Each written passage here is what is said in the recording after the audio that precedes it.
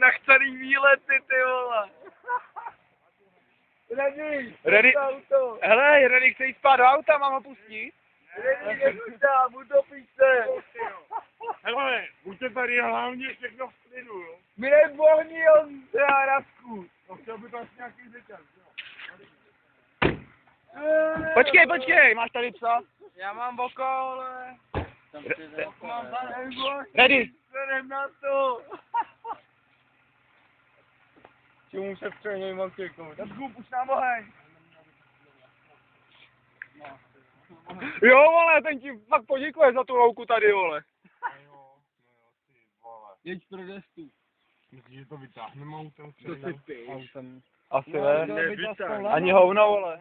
No, autem asi ani hovno. Máš ty vole To lepší malinká motor, aspoň. víš, jak je těžký, vole. Mám dal aspoň destu.